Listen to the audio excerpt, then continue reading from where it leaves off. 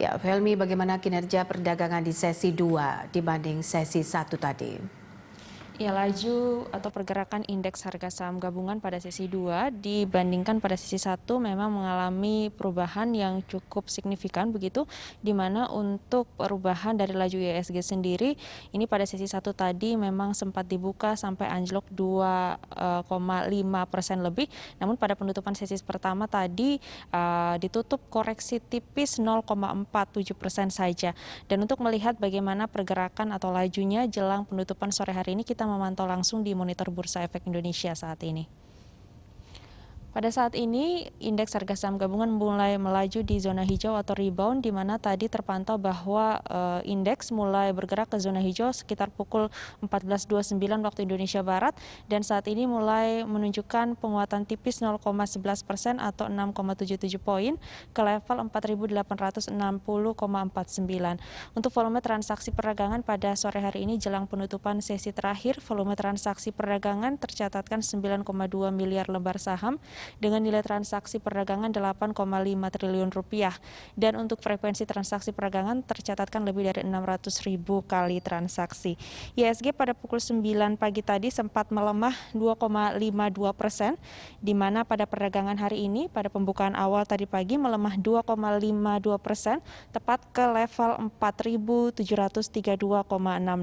Kemudian 1 jam pasca pembukaan tadi IHSG masih terpantau melemah 1,37% atau 66,32 poin ke level 4.788,44. Pada penutupan sesi pertama tadi pukul 11.30 IHSG juga dipastikan ditutup melemah tipis 0,47% atau 22,97 poin ke level 4.831,78, dan sepanjang perdagangan IHSG mampu bergerak dalam kisaran 4.712,07 hingga 4.854,44.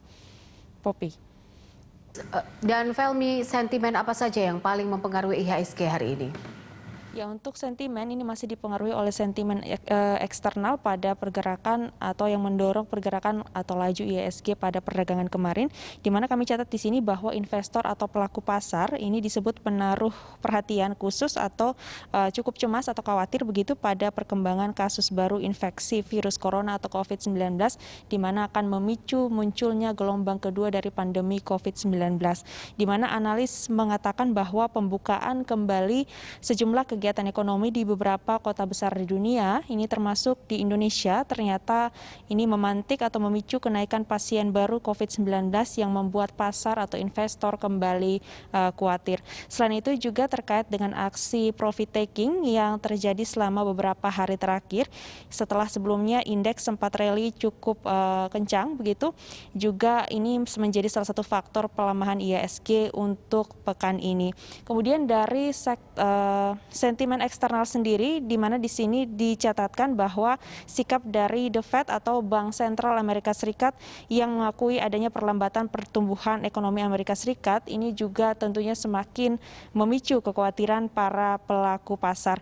Di sisi lain juga meningkatnya kasus COVID-19 ini juga merupakan sentimen negatif bagi pasar, di samping juga ada sinyal atau sentimen lainnya terkait dengan perang dagang Amerika Serikat dan Tiongkok yang juga turut menyebabkan penurunan permintaan di sektor komoditas atau tepatnya pada harga minyak. Poppy. Baik, Felmi, terima kasih untuk informasinya melaporkan langsung dari Bursa Efek Indonesia.